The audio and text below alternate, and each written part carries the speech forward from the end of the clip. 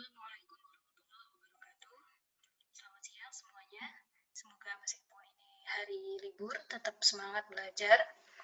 Hari ini kita akan melanjutkan materi tentang sanitasi dengan sub-bahasan tentang cleaning compounds atau bahan bahan untuk pembersihan ya, atau cleaner gitu. Nah, cleaning compounds ini maksudnya apa? Kemudian mengapa ini penting kita pelajari? Kita akan lihat di slide-slide berikutnya.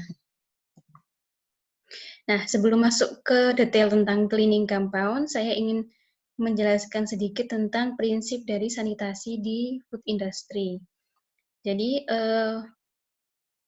konsep pembersihan atau cleaning di pabrik pangan, produsen pangan, itu ada dua istilah umum gitu. Nah, jangan sampai tercampur. Ada dua, yang pertama cleaning, kemudian sanitizing. Nah, ini bukan dua proses yang bisa dipilih, tetapi merupakan dua proses yang saling berkelanjutan. Artinya, setelah cleaning, maka wajib dilakukan sanitizing. Gitu. Dan sanitizing itu jelas dilakukannya adalah setelah cleaning. Gitu. Nah, cleaning sendiri ini adalah terms yang artinya adalah proses pembuangan kotoran dari permukaan peralatan atau permukaan yang kontak dengan makanan gitu, atau istilahnya soil removal from equipment surface gitu. Soil di sini bukan berarti tanah ya artinya, meskipun tanah juga termasuk dalam soil gitu. Jadi soil ini adalah artinya gambaran term secara umum untuk mewakili semua jenis kotoran yang bisa dilihat dengan kasat mata. Nah, sedangkan sanitizing adalah proses membunuh mikroba, gitu. Nah, jadi ini dua proses yang berbeda. Di cleaning kita tidak berharap bahwa mikroba yang mungkin tumbuh di permukaan peralatan itu mati. Itu yang kita inginkan adalah kotoran itu hilang dari mata kita. Sedangkan ketika sanitizing, kita berharap bahwa permukaan yang sudah dibersihkan yang menurut mata kita bersih harus juga bebas dari mikroba, sehingga harus diberi sanitizer, harus disanitizing. Begitu. Nah, jadi karena dua proses ini terms-nya artinya demikian, maka untuk cleaning yang diperlukan adalah cleaning compound dan cleaning media. Gitu. Jadi di proses cleaning yang digunakan adalah komponen cleaning dengan media cleaning. Gitu. Nah, bedanya apa nanti kita bahas berikutnya. Nah, sedangkan di sanitizing yang dibutuhkan itu adalah sanitizer. Oke, jadi jangan sampai terbalik ya kalau saya tanya cleaning compound itu fungsinya apa? Jangan sampai jawabnya adalah untuk membuang kontaminasi, termasuk kontaminasi bakteri. Nah, itu jelas sudah tidak tepat. Atau kebalikannya, saya tanya, apa fungsinya sanitizer? Teman-teman jawab untuk membersihkan permukaan alat. Bukan, bukan ya. Sanitizer tidak digunakan untuk membersihkan, tetapi untuk membunuh mikroba pada permukaan yang sudah bersih. Gitu. Oke. Nah, selanjutnya, secara umum, kalau teman-teman bertanya dalam kepala, kira-kira cleaning compound yang digunakan di pabrik pengolahan pangan itu yang seperti apa ya yang bagusnya, yang harusnya digunakan gitu. Nah, maka secara umum syaratnya adalah yang pertama economical, artinya tidak terlalu mahal, non-toxic, berarti dia bukan komponen toksik. Kenapa? Karena kalau toksik, maka itu berbahaya pada orang yang menggunakan. Non-korosif berarti tidak mengakibatkan pengkaratan. Non-caking berarti tidak mudah untuk menggumpal ketika berkontak dengan uap air gitu atau moisture. Non-dusting artinya setelah digunakan bukannya membersihkan. Kalau dusting ya, kalau dusting itu artinya ketika dust kan debu gitu. Tapi maksudnya di sini adalah ketika cleaning compound artinya dusting, berarti dia bukannya membersihkan, tapi justru malah membuat penampakan baru di atas permukaan. Nah, harapannya yang dipakai adalah yang non-dusting. Kemudian easy to measure, berarti dari secara fisik itu bentuknya adalah mudah untuk diukur, mudah ditakar gitu. stable during storage. Nah, ini juga penting karena bahan kimia kan biasanya reaktif gitu. Nah, harapannya cleaning compound yang digunakan itu adalah yang jenisnya stabil, tidak berubah sifatnya selama penyimpanan. Gitu. Dan yang terakhir, easily and completely dissolve. Nah, ini paling penting. Cleaning compound atau komponen untuk membersihkan itu biasanya bentuknya adalah padat bubuk atau mungkin kapsul butiran gitu ya, dan cair tapi konsentrat tinggi.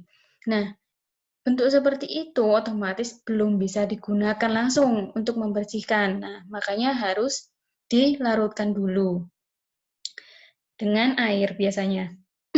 Nah, kalau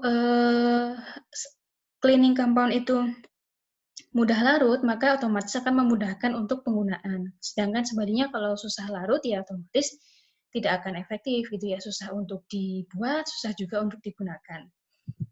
Oke, nah selanjutnya adalah apa yang harus dipertimbangkan ketika teman-teman misalnya di sini sebagai supervisor cleaning gitu ya, teman-teman di pabrik mau beli gitu ya cleaning compound, nah harus memikirkan apa gitu. Selain tadi menyadari yang bagusnya seperti apa, maka berikutnya ada faktor-faktor utama yang harus dipertimbangkan karena cleaning compound di pasaran itu jenisnya dan macamnya itu sangat banyak, apalagi mereknya. Nah, faktor yang pertama adalah the nature of soil to be cleaned. Artinya adalah karakteristik dari kotoran yang akan dibersihkan. Nah, namanya juga bahan pembersih, ya berarti harus pas dengan apa yang mau dibersihkan gitu ya. Misalkan bahan pembersih A, ya berarti bahan pembersihnya harus sesuai sama karakternya A gitu. Area and kind of equipment to be cleaned. Nah, artinya jenis peralatan atau area yang dibersihkan. Misalnya ini area apa? Area produksi kah? Atau area penyimpanan kah? Gitu ya. Di sini termasuk area yang harus kering atau area yang memang di situ ada proses basah gitu. Nah, tentunya beda kan. Kalau kering yang tidak boleh ada air sama sekali misalnya, berarti nggak mungkin dong pakai cleaning compound yang sifatnya cair gitu. Kebalikannya, kalau di situ adalah area yang basah karena mungkin bahan utamanya adalah yang cair-cair, misalnya susu gitu. Nah, berarti komponen cleaning yang bisa digunakan di situ adalah komponen cleaning yang juga larut air gitu. Nah, kind of equipment, nah ini juga misalnya teman-teman mau membersihkan apa nih? Mau membersihkan pipa kah? Mau membersihkan konveyor gitu ya, konveyor berjalan atau permukaan biasa gitu. Uh, skeleton dari alat misalnya gitu, gagang pemegang alat misalnya gitu. Nah, itu kan pasti beda gitu. Kalau membersihkan pipa berarti yang dibersihkan bagian dalamnya gitu. Nah, teman-teman nggak mungkin caranya sama ketika membersihkan permukaan luar pipa gitu. Nah, jenis jenis atau karakter cleaning compound-nya juga disesuaikan gitu. Nah, nggak mau rasanya susah gitu ya. Biasanya pasti liquid bentuknya kalau untuk yang membersihkan rongga dalam gitu.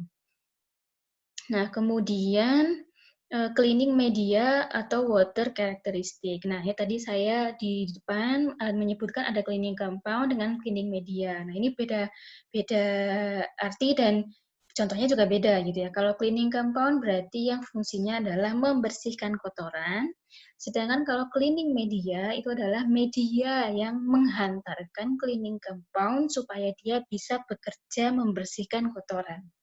Kebayang ya? Nah, kalau nggak ada cleaning media, ya cleaning compound nggak bisa ngapa-ngapain gitu. Atau gampangnya cleaning media ini biasanya adalah larutan atau media yang digunakan untuk melarutkan cleaning compound, komponen cleaning gitu. Nah, karakteristik dari cleaning media ini penting untuk menentukan jenis cleaning media apa yang teman-teman gunakan. Nah, karakteristik dari cleaning media atau air ini yang seperti apa maksudnya? Ini adalah kita fokus pada jenis air, yaitu ada dua, air sadah dengan air tidak sadah gitu. Meskipun nanti ke tingkat sadah itu juga bisa dibedakan ya, ada sangat sadah, sadah permanen, sadah temporary gitu ya, kurang sadah gitu, dan tidak sadah. Nah, tingkat kesadahan air ini akan berpengaruh terhadap cleaning compound yang teman-teman harus gunakan. Gitu. Nah, nanti kita akan bahas detailnya di slide berikutnya. Kemudian application method, nah ini juga cara penggunaan dari cleaning compound-nya gitu. Misalnya digunakannya itu dengan cara membasahi permukaan atau misalkan dengan cara disemprotkan gitu. Nah, jelas otomatis beda gitu kan. Ketika disemprotkan berarti harus komponen yang sifatnya memang untuk spray atau bisa berbentuk droplet gitu.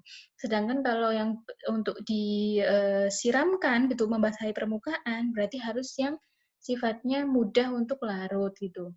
Atau penggunaannya dengan cara dihembuskan gitu. Nah, berarti harus yang bentuknya bisa diuapkan gitu atau dihembuskan dengan udara dan tidak harus larut air gitu. Nah, ini salah satu ini salah 4 gitu ya, pertimbangan utama dalam memilih cleaning compound.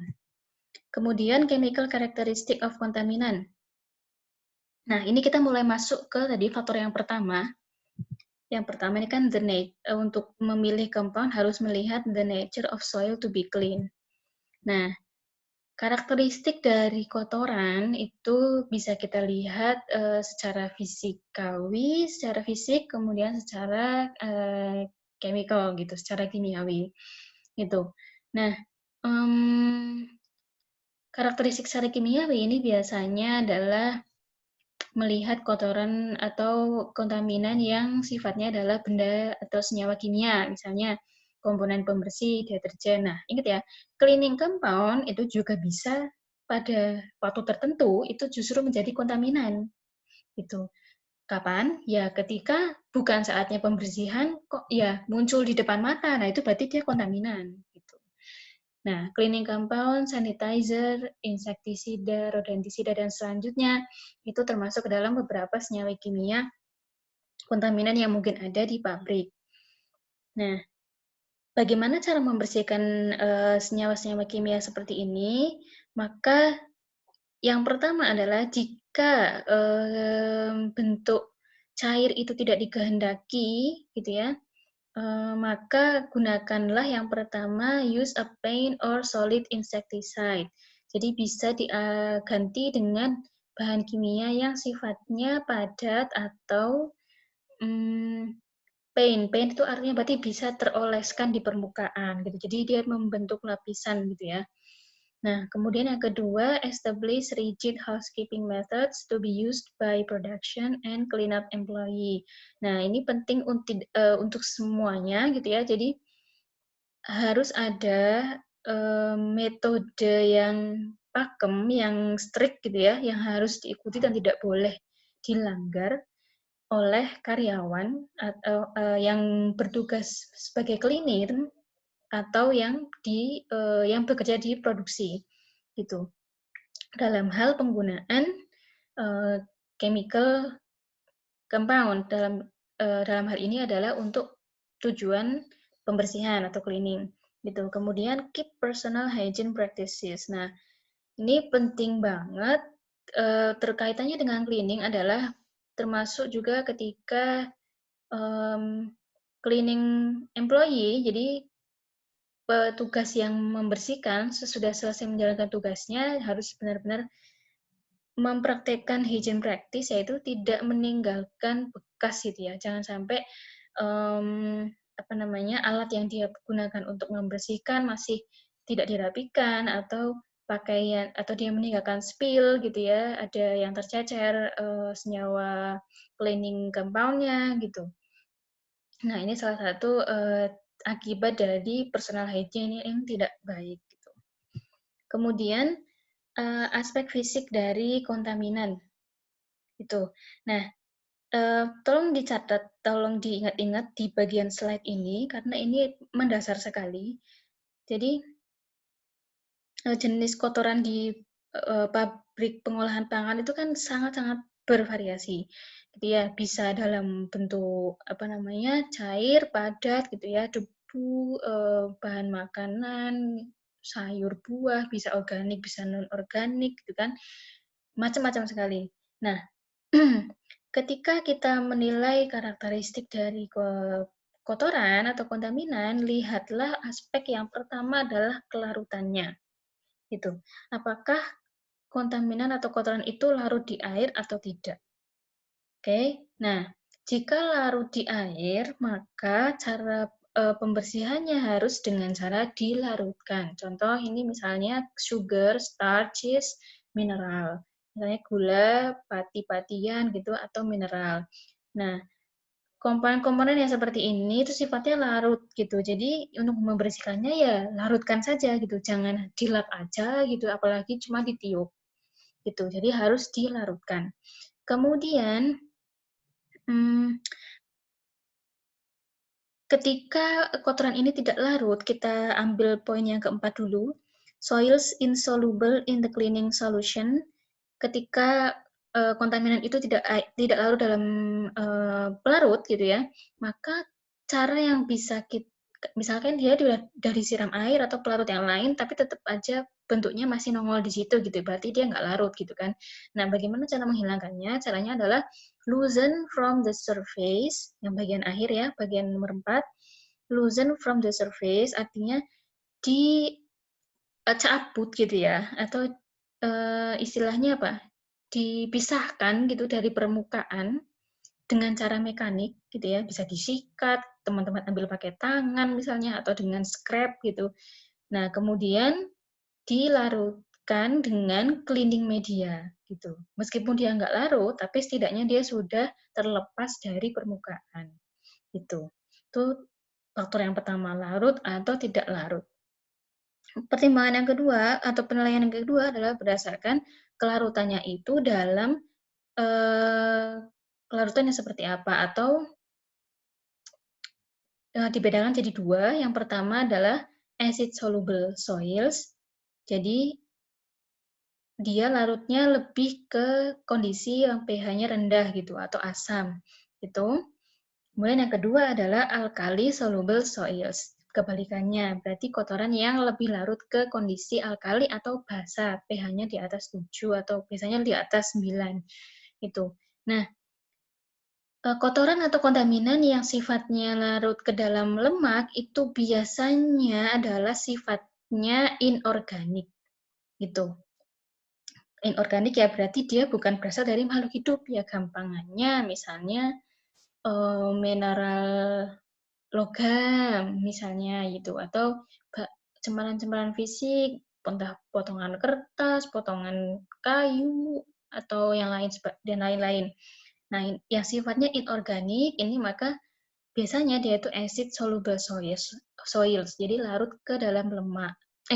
Larut ke dalam asam. Nah, untuk yang seperti ini, maka cara membersihkannya ya sesuai sifatnya harus dilarutkan dengan cleaning compound yang sifatnya asam, yaitu acidic solution atau acidic cleaner.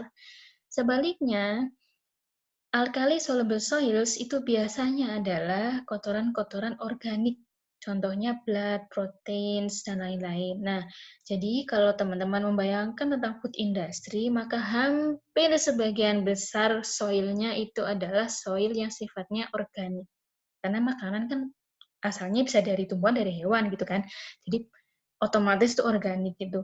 Nah, yang sifatnya organik atau alkali soluble soils, kotoran-kotoran seperti itu harus dibersihkan dengan cara dilarutkan dalam deterjen atau larutan yang sifatnya juga alkali gitu. Jadi dissolve in alkali detergent. Oke, lanjut. Nah, ini teman-teman bisa baca sendiri tentang solubility characteristic of various soils. Jadi karakteristik kelarutan dari berbagai macam jenis kotoran gitu ya. Ada yang monovalen, ada garam, gula, lemak, protein. Nanti teman-teman baca sendiri. Kalau ada yang nggak jelas silakan ditanyakan. Kemudian classification of soil deposits. Nah, ini tadi ya pengelompokan deposit atau akumulasi dari kotoran. Dibedakan jadi dua tadi, inorganik kemudian organik, gitu ya. Nah, terus subnya nanti bisa dibedakan lagi, inorganik ada hard water deposit, metallic, alkali. Nah, selanjutnya organik ada food deposit, petroleum deposit, non petroleum deposit. Teman-teman bisa baca lagi nanti. Saya lanjut saja.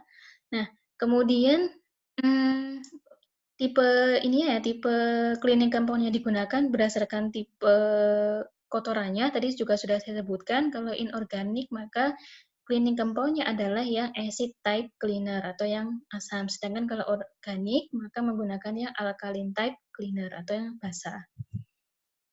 Oke, jadi faktor yang pertama ya tentang soil karakteristik sebagai faktor pertimbangan pertama ketika memilih cleaning compound. Nah, yang teman-teman perlu ketahui bahwasanya di lapangan itu terkadang kondisinya tidak sehitam putih organik non organik gitu ya.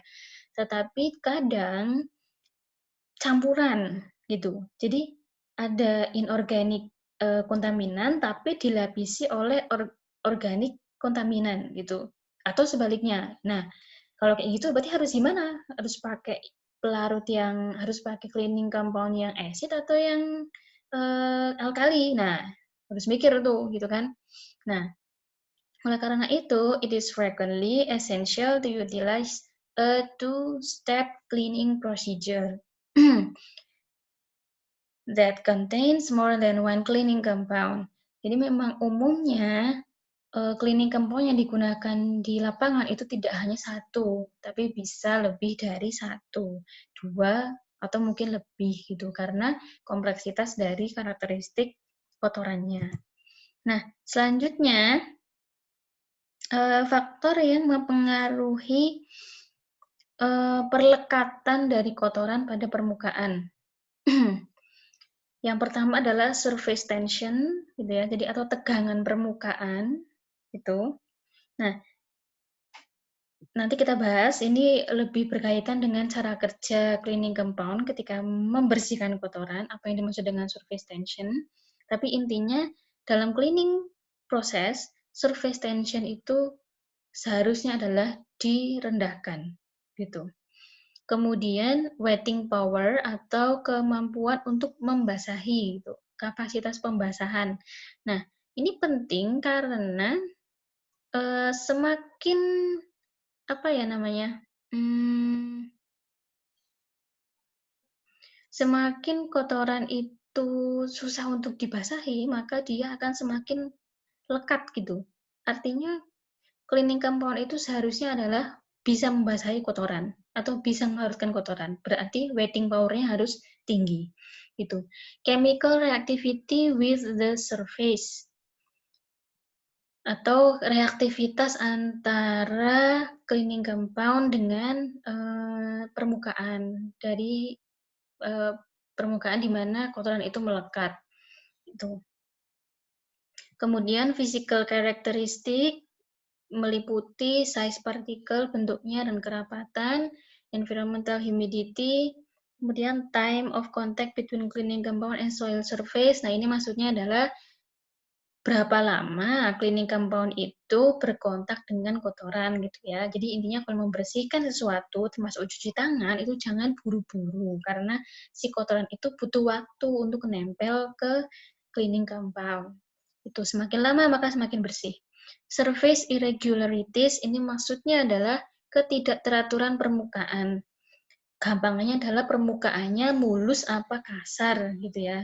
Nah, ini menentukan soil attachment. Kenapa? Karena kalau permukaannya halus, licin gitu ya, otomatis kan soil atau kotoran itu pasti akan susah melekat gitu. Dibandingkan dengan permukaan yang tidak rata, apalagi ada lekuk-lekuk gitu ya, meskipun kecil gitu. Nah, biasanya di lekukan-lekukan itulah kotoran-kotoran itu terakumulasi gitu. Jadi semakin kasar permukaan itu semakin banyak kotoran yang bisa nempel, semakin sulit untuk dibersihkan. Gitu. Nah, ini ada list tabel tentang karakteristik berbagai macam permukaan, jenis permukaan.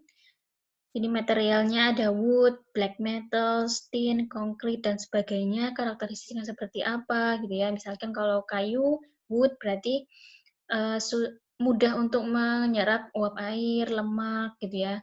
Nah, precautions artinya apa yang harus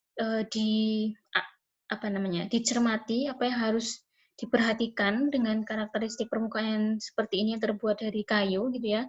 Bahwasanya kayu should not be used because its unsanitary features. Stainless steel, polyethylene, and rubber materials should be used instead of wood. Artinya, permukaan kayu itu seharusnya tidak digunakan dalam produksi pangan. Kenapa? Karena selamanya namanya kayu itu nggak mungkin bisa steril gitu. Karena kan dia organik, dia susah sekali untuk steril. Itu sebaiknya gunakanlah material yang terbuat dari steel, stainless steel, polyethylene ataupun rubber.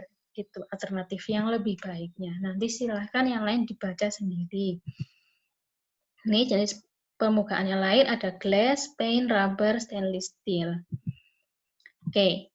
Nah, sekarang kita masuk ke bagaimana proses untuk membersihkan. Jadi soil removal step. Stepnya ada apa aja ketika cleaning? Intinya ada 3. Yang pertama adalah separation atau pemisahan. Apa yang dipisahkan?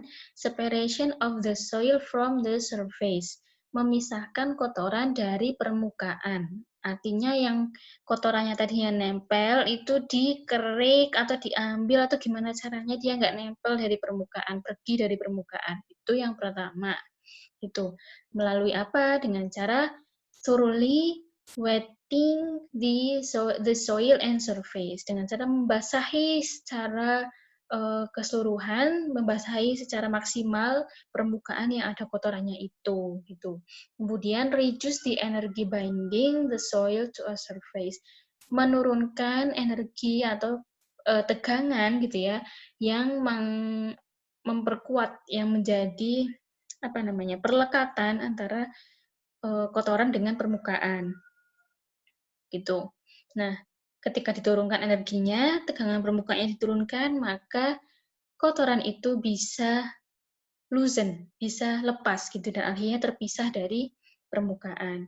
Nah, mechanical action of high pressure water, steam, air, and scrubbing ini biasanya juga digunakan. Jadi kenapa? Karena panas gitu ya. Panas selain aktivitas mekanis itu juga bisa meningkatkan efektivitas dari pembersihan dengan cara menurunkan energi binding. Kemudian alteration of the chemical nature of soil. Nah, ini artinya adalah merusak struktur kimia dari kotoran. Ya, tadi misalkan reaksi dengan alkali gitu ya. Antara pelarut alkali, cleaning compound alkali dengan organic matter atau organic soil gitu. Kemudian using surfactant that reduce surface tension of the cleaning medium. Gunakanlah surfaktan. Nah, surfaktan apa? Nanti kita bahas gitu ya. Gunakanlah surfaktan yang dapat mengurangi tegangan permukaan dari cleaning medium gitu. Cleaning medium apa tadi ingat ya? Cleaning medium contohnya adalah air gitu. Jadi yang bisa menurunkan tegangan dari air sehingga mengizinkan si air itu untuk melakukan kontak, mengikat si kotoran. Nah, kalau sudah diikat sama si air, kotorannya itu berarti dia bisa lepas gitu ya. Ini memang mungkin kurang terbayang, tapi intinya air itu tidak serta-merta bisa mengikat segala hal yang dia basahi gitu ya. Jadi ada yang namanya istilah tegangan permukaan, yang itu mempertahankan supaya air ya tetap air, kotorannya tetap kotoran, nggak nyambung gitu. Nah, ketika surface tension, tegangan permukaan itu diturunkan, maka dua state yang berbeda itu bisa berinteraksi. Jadi air dengan kotoran ini bisa berinteraksi. Oke, nah itu yang pertama tadi soil removal, kemudian tahapan berikutnya adalah soil dilution in the cleaning solution. Jadi kotoran yang sudah dilepas itu dilarutkan ke cleaning solution. Kenapa? Ya supaya lebih mudah dibersihkan gitu ya. Jangan sampai udah di remove dari permukaan, tetapi dia malah nggak larut di cairan pembersih ya. Nanti repot lagi, berarti dia intinya cuma pindah tempat doang gitu kan. Dari permukaan satu ke permukaan lain, tapi nggak bisa kita ambil gitu sih soilnya gitu. Maka harus soil dilution in the cleaning solution. Itu. Nah, ini use of fresh cleaning solution increase dispersion. Artinya selalu gunakanlah cleaning compound yang fresh, bukan bekas pakai, gitu ya. Kemudian proses yang ketiga, step yang ketiga adalah prevention of redeposition of dispersed soil. Cegah penempelan kembali dari kotoran yang tadi sudah dilepaskan. Oke ya, jadi kalau membersihkan ya totalitas gitu, sudah dipisahkan dari permukaan, sudah digeser, sudah disapu, kemudian dilarutkan ke larutan pembersih cleaning compound. Setelah itu ya diambil semua, dibuang gitu ya. Jangan sampai dia justru malah melekat kembali ke permukaan yang lain atau bahkan melekat balik lagi ke permukaan yang tadi gitu. Caranya dengan seperti apa? Yaitu flushing or rinsing the clean surface gitu. Jadi permukaan yang sudah dibasahi dengan cleaning compound kemudian dilap gitu ya bayangan kita, maka setelah itu adalah dibilas dengan air gitu gampangannya. Jadi udah dibersihkan, dikasih sabun misalkan busa, kemudian lap busanya, lah setelah itu disiram pakai air. Nah, itu namanya menghindari redeposition. Itu. Oke. Nah, ini ada pertanyaan, why must soils be removed? Nah, ini nanti kita diskusikan di grup. Oke, successful soil removal depends on, jadi keberhasilan dari pembuangan kotoran itu bergantung kepada satu, cleaning prosedur yang digunakan, kemudian cleaning compound, komponen pembersihnya, benar atau enggak, sesuai atau enggak dengan jenis kotorannya. Kemudian yang ketiga, water quality, kualitas air, kesadahannya seperti apa, sadah atau tidak sadah. Kemudian yang keempat adalah high pressure application of the cleaning media. Ada penggunaan tekanan tinggi atau tidak, gitu ya. Jadi karena penggunaan tekanan tinggi ini bisa membantu cleaning, gitu. Kemudian mechanical agitation, ada energi agitasi atau apa yang namanya pengumpulan gitu. Gambarannya kalau kita agitasi yang paling simpel adalah pengadukan gitu ya. Ada gaya mekanis yang membantu pembersihan atau tidak, kemudian temperature of cleaning compounds and media. Nah, ini kenapa temperature ini juga menentukan, karena pemanasan, menaikkan suhu sedikit itu bisa menambah efektivitas dari pembersihan gitu. Oke, nah tentang water quality tadi saya lupa, maaf. Water quality ini sadah dan tidak sadah, yang perlu dicatat adalah semakin sadah maka semakin buruk penggunaannya untuk membersihkan gitu ya. Jadi pilihlah sebisa mungkin air yang tidak sadah atau soft water. Oke. Nah, ini cleaning media tadi kita baru aja bahas. Cleaning media tipenya apa saja? Umumnya yang paling banyak digunakan itu adalah water atau air gitu. Yang lain yang bisa digunakan adalah air atau udara dan pelarut lain. Pelarut yang biasanya adalah sifatnya non-polar gitu. Syaratnya air bisa digunakan sebagai untuk cleaning media itu apa? Yang pertama adalah dia harus free from pathogen, bebas dari patogen, toxic metal ions, and bad odor and taste, tidak ada bau dan rasa yang aneh, non korosif, tidak boleh menjadikan karat gitu ya, free from minerals. Nah, ini yang namanya soft water atau bebas dari mineral, berarti dia tidak sadah gitu. Nah, kemudian fungsinya apa sih si cleaning media atau air ini? Fungsinya yang pertama adalah pre-rinsing, untuk membasahi awal gitu ya. Kemudian wetting atau membasahi permukaan dengan betul, membasahi permukaan yang dibersihkan. Kemudian transporting cleaning compound. Nah, ini artinya adalah melarutkan cleaning compound kemudian menjadikannya bisa dihantarkan ke permukaan. Suspension of soil berarti melarutkan kotoran itu, kemudian transporting suspended soil, memindahkan, menggeser, melarutkan gitu ya, si kotoran yang sudah dilarutkan, kemudian rinsing, membilas, dan transporting sanitizer to the clean area gitu. Jadi selain melarutkan cleaning compound, air ini juga digunakan untuk melarutkan sanitizer. Itu jangan sampai lupa ya bedanya sanitizer dengan cleaning compound. Oke, nah pertanyaan discussion berikutnya adalah why should hard water not be used as cleaning media? Oke.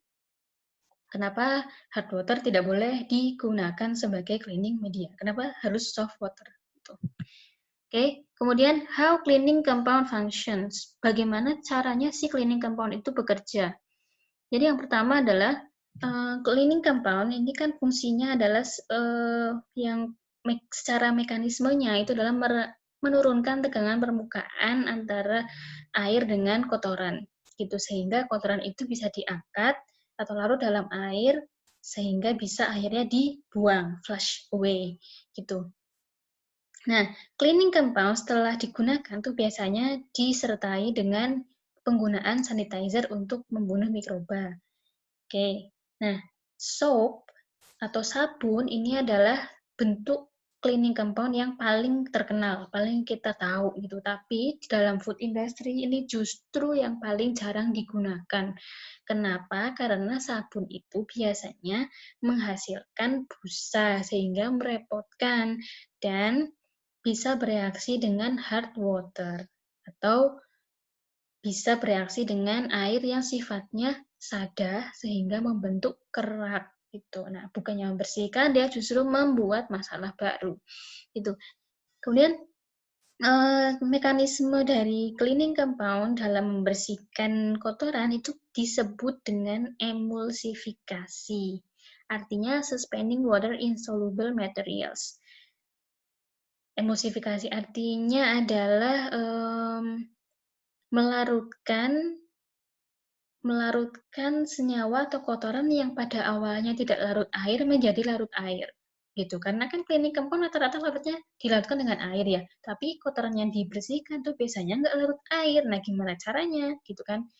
Yang satu kutub utara, yang satunya kutub selatan. Nah, supaya kutub yang satu A, yang satunya B. Nah, supaya sama-sama nempel harus A dengan A gitu kan. Nah, makanya disebut dengan emulsifikasi. Itu artinya deterjen atau cleaning compound tuh punya dua kaki gitu, yang satu larut air, nah yang satunya larut lemak gitu. Yang larut air ya berarti dia nempel ke pelarutnya, si air yang larut lemak dia nempel dengan kotorannya sehingga kotoran ini bisa larut air gitu. Nah, ini gambaran secara skematisnya. Di sebelah kanan teman-teman bisa lihat anionic surfaktan molekul. Itu molekul surfaktan yang sifatnya anionik gitu. Itu bentuknya seperti itu. Kalau di skemakan tuh ada kepala dan ada badan atau kaki. Nah, si kepala ini yang dia hidrofilik atau larut dengan air. Sedangkan yang bentuknya panjang, kakinya itu dia hidrofobik atau larut dengan lemak gitu. Nah, ketika dilarutkan di dalam air yang mengandung kotoran, maka biasanya si kotoran itu di sini di gambar sebelah kiri itu kotorannya disimbolkan dengan fat atau lingkarannya ada di tengah. Nah, dia di trap ya, bungkus oleh si molekul surfaktan gitu. Sehingga fat yang nggak mungkin larut di air itu bisa larut air karena dia diikat oleh kaki-kaki hidrofobiknya si cleaning compound gitu. Oke, kemudian faktor lain yang mempengaruhi keefektifan dari pembersihan atau cleaning proses itu bisa disingkat dengan TACWINS. TACTWINS. Time, action, concentration, temperature, water, individual, nature, sama surface. Ini teman-teman baca sendiri ya.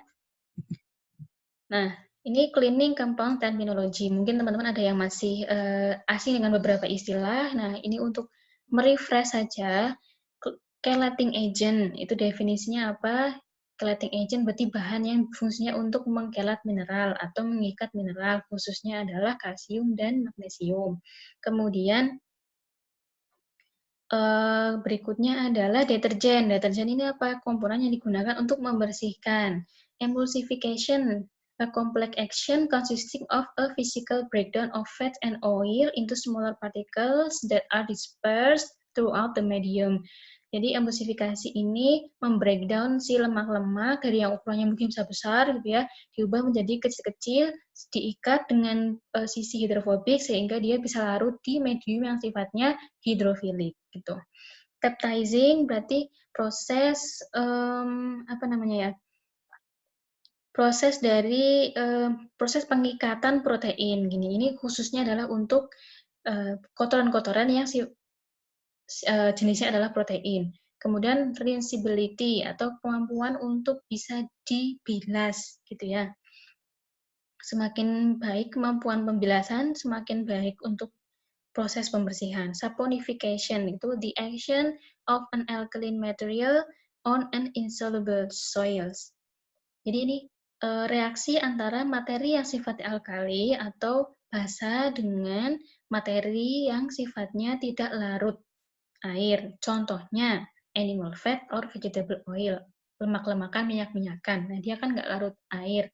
Ketika minyak itu bertemu dengan materi yang sifatnya alkali, maka akan membentuk busa atau sabun gitu. Nah, inilah yang disebut dengan istilah saponification. Surfaktan, apa itu surfaktan? Sebenarnya adalah singkatan dari surface active agent. Gitu. Jadi molekul yang bisa menurunkan tegangan permukaan sehingga mengizinkan cleaning compound medium, larutan pembersih itu membasahi permukaan yang mau dibersihkan. Gitu. Suspension itu berarti mengikat gitu ya. Process which cleaning compound loosen, lift, and hold soil particles. Jadi si cleaning compound ini mengikat kotoran, ini namanya suspend. Water hardness artinya kesadahan air. Seberapa sadah air itu artinya seberapa banyak mineral alkali yang ada di dalam air. Semakin banyak mineral alkalinya maka semakin sadah. Mineral alkali ini apa? Contohnya adalah kalsium dan magnesium. Water softening, ini berarti tadi ada water yang hard, ada water soft. Water softening berarti menghaluskan air atau mengurangi kesadahan air. Wetting atau penetration itu berarti proses pembasahan gitu. Bagaimana sih cleaning compound dengan cleaning media ini bisa membasahi permukaan yang mau dibersihkan. Oke, nah kemudian classification of cleaning compound, apa aja sih jenisnya si cleaning compound gitu ya. Ternyata cleaners itu jenisnya banyak. Nah, secara umum yang pertama adalah alkaline cleaning compound, kemudian acidic cleaning compound, chlorinated alkaline cleaners, cleaners with active chlorine, synthetic detergent, alkaline soap, enzyme-based cleaners, phosphate substitute, sama solvent cleaners.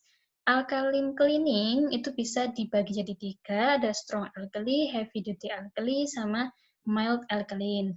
Sedangkan acidic cleaning compound dibagi 2, ada strongly acid sama mildly acid. Kayak gimana sih ini mereka nih apa makhluk apa? Nah, yuk kita buka. Oke. Nah, strongly alkaline cleaners ini biasanya adalah basa kuat.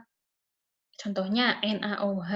Nah, itu contoh basa kuat, atau soda kaustik, silikat, itu basa kuat gitu. Nah, basa kuat tuh kayak gimana? Komponen basa kuat tuh biasanya dia akan menghasilkan panas ketika dicampur dengan air.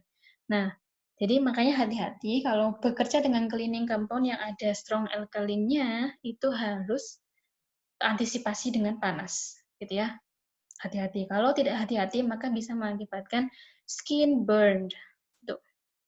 Kemudian, heavy duty alkaline cleaners artinya adalah pembersih yang sifatnya alkali yang digunakan untuk ketika heavy duty. Heavy duty itu berarti yang dibersihkan tuh banyak. Misalkan satu line produksi sendiri, nah itu udah banyak itu namanya. Kalau yang dibersihkan cuma satu pojokan ruangan misalkan, atau satu alat itu sebenarnya masih termasuknya bukan heavy duty gitu, tapi manual cleaning. Sedangkan kalau heavy duty itu biasanya dibersihkan semuanya gitu. Nah, heavy duty alkaline cleaners itu punya ciri moderate dissolving powers and are slightly corrosive. Jadi kemampuan untuk melarutkannya itu moderat, tidak bagus banget, tapi ya nggak buruk-buruk amat gitu ya. Dan agak korosif, jadi bisa mengakibatkan pengkaratan pada permukaan metal. Contohnya sodium metasilikat, sodium heksametafosfat, dan seterusnya. Good soil emulsification activity. Nah, ini berarti dia bisa melakukan emulsifikasi dengan baik. Berarti dia cocok untuk membersihkan materi-materi yang sifatnya tidak larut air atau cenderung larut ke lemak gitu. Addition of sulfite reduce corrosion attack on tin and tinned metals. Berarti kalau mau pakai heavy duty alkaline cleaners harus sebaiknya ditambahkan sulfit supaya tidak terlalu korosif. Frequently used with high pressure or other mechanized system. Biasanya digunakan dengan tekanan tinggi. Tadi saya bilang ya, tekanan tinggi ini bisa meningkatkan efektivitas pembersihan atau lewat mechanized system. Jadi mesin untuk membersihkan gitu, nggak manual oleh tangan gitu ya. Good for removing fats. Mild alkaline cleaners, keterangannya adalah used for hand cleaning or lightly soil area. Nah, tadi kalau yang dibersihkan dikit, nggak usah pakai yang heavy duty alkaline, tapi pakai aja yang mild gitu ya. Contohnya sodium bikarbonat, sodium sesquicarbonat, dan seterusnya. Nah, ini mild alkaline cleaner ini kadang-kadang ini bisa digunakan sebagai water softening untuk mengurangi kesadahan air. Gitu. Chlorinated alkaline cleaners, contohnya adalah hipochlorite gitu ya.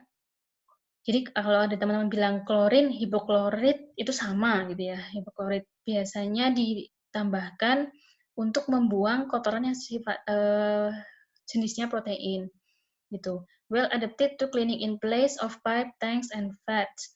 Nah, teman-teman kenali istilah CIP atau cleaning in place. Mungkin di HASA pernah dibahas. Jadi membersihkan sesuatu di tempatnya. Contohnya adalah pada pipa atau tank, kan nggak mungkin ya pipa di pabrik dicopot, dikeluarkan, terus dibersihkan, masukin lagi, gitu kan, nggak mungkin. Tank juga gitu. Jadi makanya ada istilah cleaning in place. Si alat tetap di situ, nggak berubah bentuknya, nggak berubah posisinya, dan dibersihkan di situ pula. Itu namanya cleaning in place. Remove fats, oil, grease, and protein effectively. Nah, berarti klorinated ini juga bisa digunakan untuk membuang bahan-bahan yang sifatnya tidak larut air, seperti lemak, minyak, dan bahan-bahan berminyak, serta protein. Oke, nah kemudian strongly acid cleaners, berarti sorry ya, strongly acid cleaners ini berarti cleaners yang sifatnya adalah asam, pH-nya di bawah 6 biasanya ya. Biasanya digunakan untuk remove encrusted surface matter and mineral scale. Biasanya digunakan untuk membuang kerak pada permukaan. Gitu. Misalnya pada alat-alat steam producing equipment, boilers, gitu, dan lain-lain. Contoh strongly acid cleaners itu ada hydrochloric, hydrofluoric, sulfamic, sulfuric, dan phosphoric acid. Ini maksudnya hydrochloric acid, hydrofluoric acid, sulfamic acid, sulfuric acid, sama phosphoric acid gitu ya. Phosphoric acid is relatively low in corrosive properties. Jadi, di antara asid-asid ini, fosforic acid ini yang relatively rendah tingkat korosivitasnya. Berarti dia tidak terlalu menyebabkan pengkaratan. Jadi, compatible with many surfactants. Dia bisa digunakan dengan berbagai jenis surfactants, bahan-bahan surfaktan, penurun tegangan, and is used in manual and heavy duty formulation. Jadi boleh dipakai untuk pekerjaan ringan maupun yang massal gitu ya. Mildly acid cleaners ini contohnya levulinic, hydroxyacetic, acetic, dan gluconic acid gitu. Nah, selain tadi apa namanya mild alkaline cleaners, mild acid cleaners ini juga bisa digunakan untuk water softener, mengurangi kesadahan air. Oke, selanjutnya adalah cleaners with active chlorine. Maksudnya adalah cleaning compound yang ditambahkan klorin ke dalamnya. Nah, ini biasanya bagus untuk membuang kotoran yang sifatnya mengandung banyak pati atau protein. Contohnya sodium or potassium hypochlorite. Tuh. Terus activity increase with elevated temperature and at less alkaline pH. Berarti aktivitasnya semakin baik ketika suhunya dinaikkan dan pH-nya di bawah basa. Gitu. Synthetic detergent atau deterjen buatan fungsinya adalah untuk emulsify fats, oil, grease, promoting wetting of particles. Berarti sifatnya adalah fungsinya untuk mengemulsifikasi lemak atau minyak. Gitu. Dibagi menjadi dua, ada cationic wetting agent sama tiga cationic wetting agent, anionic wetting agent, sama non-ionic wetting agent. Jadi ada deterjen yang sifatnya adalah kation, anion, dan ion. Kation berarti deterjen yang ketika dia dilarutkan dalam air, dia akan breakdown menjadi ion-ion positif itu. Nah, biasanya dia poor wetting agent, kurang bisa membasahi permukaan, tetapi dia berfungsi sebagai bakterisida yang bagus. Berarti dia bisa membunuh mikroba dengan lebih efektif. Sedangkan kalau anion wetting agent, sebaliknya, ketika digunakan, dia akan menyebar menjadi ion-ion negatif yang punya sifat good wetting, sangat mudah membasahi permukaan, tetapi kurang bakterisida. Jadi dia tidak bagus kalau mau berharap, jangan pakai ini kalau mau berharap si mikrobanya mati, gitu ya. Non-ionic wetting agent, nah ini ketika larut, dia tidak ada muatannya, mau positif mau negatif, nggak ada, gitu ya. Jadi dia bisa digunakan baik untuk situasi asam maupun basa, dan biasanya dia menghasilkan busa sehingga merepotkan dan jarang digunakan. Gitu. Synthetic detergent ini biasanya juga non-corrosive, non-irritating, and easily rinse. Itu gampangnya ini adalah deterjen-deterjen komersial yang biasa kita pakai itu cuci baju. Itu contoh dari synthetic detergent. Sifatnya kan non-corrosive, non-irritating, sama bisa dibilas dengan baik. Enzyme based cleaner ini adalah cleaner yang ditambahkan dengan enzim untuk mengurai zat-zat organik, misalnya protein, gitu ya. Terus contain no chloride and phosphate. Jadi enzyme based cleaner itu tidak mengandung klorin maupun fosfat. Klorin atau fosfat tadi fungsinya adalah untuk mengurangi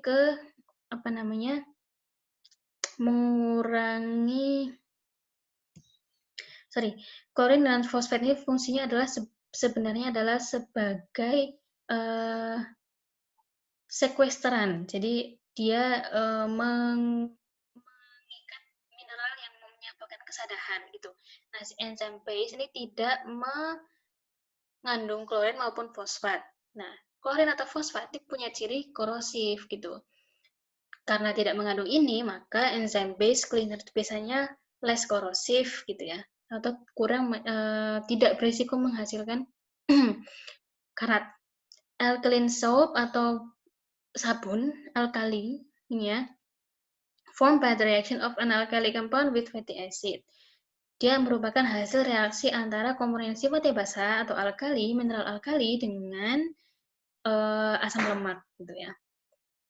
Gampangnya ini adalah sabun yang bisa kita pakai mandi, itu contohnya alkaline soap gitu. Not popular in industrial cleaning because they are less effective in hard water and are inactivated by acid solution. Tadi saya sudah nyebutin ya bahwa sabun ini jarang dipakai untuk membersihkan di food production site karena dia kurang efektif, terutama ketika air yang digunakan untuk sebagai cleaning media itu sifatnya sada dan mudah diinaktivasi, mudah diganggu kerjanya oleh larutan yang sifatnya asam. Itu. Sementara kan kebanyakan dari soil itu juga bersifatnya asam gitu kan. Nah, phosphate substitutes for laundry detergent kita skip saja karena ini sebenarnya jarang digunakan. Kemudian solvent cleaners artinya adalah pelarut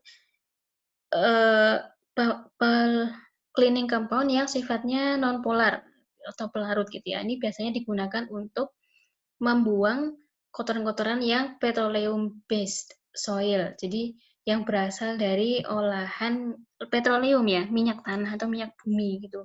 Contohnya lubricating oils, gampangnya kayak oli gitu atau minyak-minyak lain yang sifatnya pelumas. Nah, ketika udah nggak dipakai kan dia harus dibersihkan dari permukaan. Nah, caranya adalah dengan menggunakan solvent cleaners gitu. Contoh materialnya ada ether or alcohol type materials capable of dissolving soil deposits. Oke, nah ini saya tidak akan masuk secara detail. Intinya bahwa cleaning compound itu bukan komponen yang sifatnya tunggal ya, atau hanya satu senyawa saja, tapi di dalamnya itu justru kebanyakan adalah campuran gitu. Nah, secara umum cleaning compound itu punya dua penyusun utama. Ibaratnya kalau kayak badan itu ada tangan, kaki, dan kepala gitu ya. Maka cleaning tangan, badan, dan kepalanya, kakinya si cleaning compound itu ada dua. Yang pertama adalah surfaktan, kemudian yang kedua adalah builders. Itu surfaktan itu berarti komponen yang sifatnya bisa menurunkan tegangan sehingga si cleaning compound ini bisa menempel ke permukaan dan menempel sehingga si air ini cleaning medianya ini bisa nempel ke permukaan yang mau dibersihkan. Sama satu lagi adalah builders yang sifatnya adalah sequestran atau chelating agent yang sifatnya bisa mengikat mineral-mineral yang sifatnya alkali gitu. Karena mineral-mineral ini akan mengganggu pembersihan. Gitu. Jadi harus ada dua ini. Surfaktan itu ada yang sifatnya kationik, anionik, non-ionik, dan amfoterik. Gitu. Builders itu macam-macam bentuknya, tapi yang biasanya dipakai adalah yang belakangnya itu ada fosfatnya. Gitu. Jadi kebanyakan builders dari cleaning compound atau badannya si cleaning compound itu adalah senyawa-senyawa fosfat. Gitu. Yang fungsinya adalah untuk mengikat protein, mineral alkali, contohnya adalah kalsium dan magnesium. Oke, ini penjelasan lebih lanjut dari jenis surfaktan tadi ya. Ada 4, ada kation, anion, nonion, dan amfoterik. Nah, ini pengertiannya. Kemudian surfactant, surface active agents. Surfactant exhibit certain characteristic. Jadi, surfaktan, bahan dari cleaning compound yang pertama, itu punya karakteristik yang harus terpenuhi. Yang pertama adalah solubility. Jadi, surfaktan itu paling enggak harus larut gitu, di satu fase, entah dia fase lemak atau fase air. Gitu, nggak harus dua-duanya, tapi paling enggak dia harus larut di salah satunya. Kemudian amphipathic structure. Jadi dia punya tadi ya, gambar ada pentol kepala sama ada badan yang panjang. Jadi dia punya struktur yang seperti itu gitu. Namanya itu amphipathic. Jadi dia punya kepala yang hidrofilik dan kaki yang hidrofobik. Kemudian micelle formation. Dia bisa memproduksi misel atau ungkupan dari si kotoran ketika digunakan. Kayak gambarnya tadi ada lemak, bunderan lemak, globula lemak dikelilingi oleh komponen molekul-molekul dari cleaning compound. Nah, itu namanya misel. Gitu. Kemudian exhibition of one or more functional properties. Jadi dia bisa menunjukkan atau bisa melakukan tugas satu atau lebih di antara berikut ini, yaitu detergency, wetting, foaming, emulsifying, solubilizing, dispersion, demulsifying, sama defoaming. Sebagai deterjen bisa membasahi, membuat busa, emulsi, melarutkan, bisa meratakan gitu ya, dispersion, sama sebenarnya dengan melarutkan. Demulsifying bisa memisahkan kembali emulsi atau defoaming. Itu. Nah, fosfat tadi ya, badan yang kedua dari cleaner ada buildernya itu adalah fosfat. Fosfat kenapa dia dipakai? Karena alasannya banyak, silakan dibaca sendiri, tapi intinya adalah bahwa fosfat ini selain dia bisa apa namanya mengikat kotoran gitu ya, emulsification of oil, grease oil, dan seterusnya, dia juga bisa mengikat mineral-mineral yang menyebabkan kesadahan. Itu sih intinya. Gitu. Oke, fosfat ada macam-macam, ada sodium acid pirofosfat, tetrasodium pirofosfat, dan seterusnya, bisa dibaca sendiri. Nah, yang biasanya teman-teman ketemui dan termasuk di praktikum nanti, itu adalah EDTA, salt of ethylene diamine tetraacetic acid. Nah, ini salah satu contoh organik fosfat yang banyak digunakan sebagai chelating agent pada cleaning compound. Oke. Nah, ini intinya adalah deterjen auxiliaris, artinya perangkat dari deterjen yang fungsinya untuk apa? Untuk protect sensitive surface. Jadi untuk melindungi permukaan si alat supaya permukaan itu ketika dibersihkan dengan alkalin atau acid yang sifatnya korosif itu tidak rusak gitu. Nah, jadi cleaning compound deterjen juga biasanya mengandung senyawa-senyawa ini gitu. Misalnya apa? Yang sifatnya acid compounds itu ada phosphoric acid, oxalic acid, citric acid, gluconic acid, sama sodium bisulfate. Sedangkan yang sifatnya adalah protective colloid itu adalah low alkali high silica, chromate or dichromate, borax, metasilicate and colloidal silicate, sama sulfit. Gitu. Oke, nah ini penjelasan lebih jauhnya teman-teman baca sendiri. Kemudian, nah ini protective colloid, ini untuk yang acid compound, ini untuk yang protective colloid.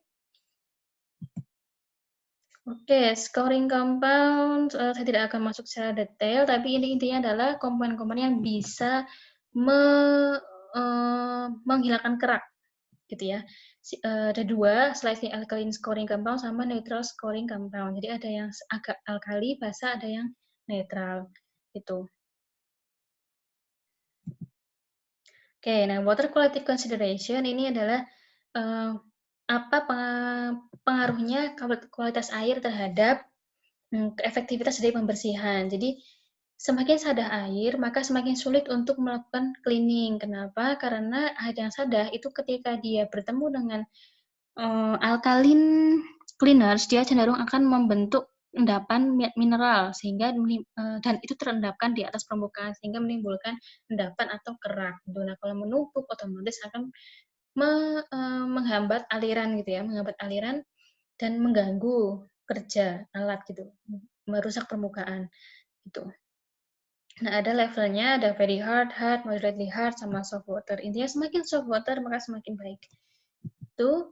Nah, cleaning compound selection intinya adalah satu dipertimbangkan dari tipe kotorannya, kemudian uh, kind and extent of soil deposition effect which class of cleaning compound. Jadi seberapa parah si kotorannya, hanya sedikit, apakah ngumpul banyak gitu ya. Nah, ini juga pengaruh. Kemudian temperature and concentration. Nah, jadi tidak selalu semakin panas itu semakin baik atau semakin tinggi konsentrasinya semakin baik ya, tapi itu disesuaikan dengan jenis komponennya dan biasanya teman-teman harus mengikuti panduan yang sudah tertulis di kemasan cleaning compound. Cleaning time, increase exposure time menjadi lebih bersih. Intinya semakin lama proses pembersihannya, semakin lama kontak cleaning compound dengan soil, maka akan semakin bersih. Mechanical force use, ada nggak sih mechanical force-nya atau tenaga yang digunakan gitu selain komponen pembersih itu sendiri gitu, apakah ada agitasi, high pressure dan seterusnya, karena ini bisa membantu efektivitas pembersihan. Nah, ini common detergent ingredients, jadi teman-teman bisa lihat sendiri bahwa deterjen itu biasanya tidak hanya mengandung satu komponen, tapi bisa lebih dari satu, dua, bahkan banyak gitu ya. Bisa dilihat nanti ingredientnya misalkan basic alkali, caustic soda, itu komponennya apa aja gitu. Nah, ada emulsification, saponification, wetting, dispersion, suspension, water softening, mineral deposit control, rinsability, non-corrosive, non-irritating, dan seterusnya. Dan apa namanya levelnya beda-beda. A itu berarti di situ kadarnya sangat tinggi, B itu medium, dan C ini yang negatif. Artinya nggak ada di situ. Oke, handling and storage precautions.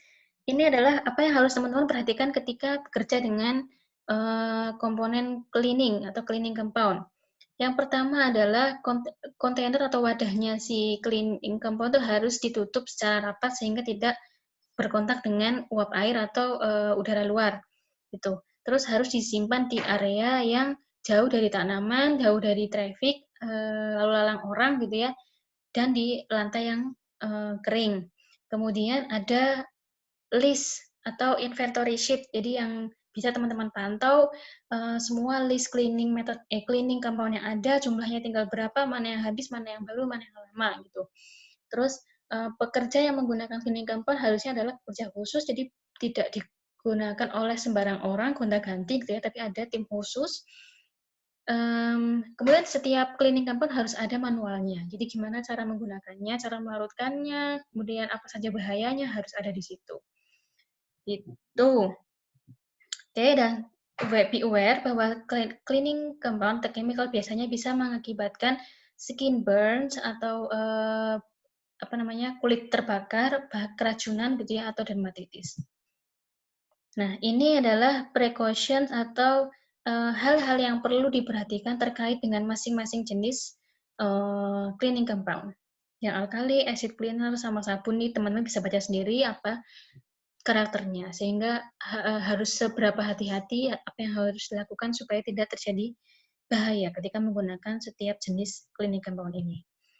Gitu. Nah, ketika menggunakan cleaning compound atau mempersiapkan cleaning compound, biasanya pekerja harus menggunakan protective equipment atau APD, alat pelindung diri. Bisa dalam bentuk proof atau knee high footwear, jadi sepatu yang kedap air gitu ya, setinggi lutut. Kemudian harus menggunakan pakaian yang bisa melindungi dia, gitu ya, trouser legs worn on outside. Protective hoods, jadi ada hood-nya untuk melindungi muka, melindungi wajah, mata gitu ya, terutama. Kemudian long gloves untuk menghindari kontak antara kulit tangan dengan komponen cleaning secara langsung. Long apron berarti melindungi bagian depan, dada, dan seterusnya gitu ya. Proper respiratory protective devices, alat yang digunakan untuk melindungi pernafasan ketika masker gitu ya, ketika mencampur komponen, dan safety goggles atau glasses. Oke. Nah, ini yang perlu diperhatikan mixing ketika melakukan pencampuran cleaning compounds. Jadi, intinya adalah jangan melakukan pencampuran atau menggunakan cleaning compound ketika tidak tahu bagaimana caranya. Jadi, harus latihan dulu, harus belajar dulu. Kemudian, ketika menggunakannya atau mencampurkan beberapa cleaning compound ketika mempersiapkan, harus menggunakan APD lengkap seperti tadi di slide sebelumnya. Lalu, konsentrasi yang digunakan harus sesuai yang tertera di kemasan, tidak boleh lebih, tidak boleh kurang.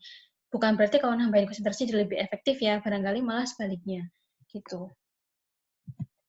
Oke, untuk penyimpanan intinya tadi hindari dari uap air, harus rapat, kemudian semua sediaan untuk cleaning compound, bulk storage itu harus disimpan di tempat yang digunakan, yang ditandai dengan hazard area, gitu.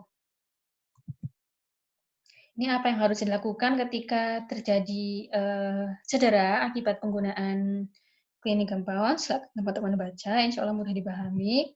Kemudian apa yang dilakukan ketika ada indikasi dermatitis gitu. Ketika tiba-tiba pekerja yang menggunakan cleaning compound ditemukan indikasi dermatitis gitu. Apa sih istilahnya? Inflamasi pada kulit gitu, karena exposure terhadap bahan kimia yang lama. Itu. Nah, referensinya silakan dibaca. Di referensi ini insya Allah akan ditemukan semua informasi yang sudah saya sampaikan. Terima kasih.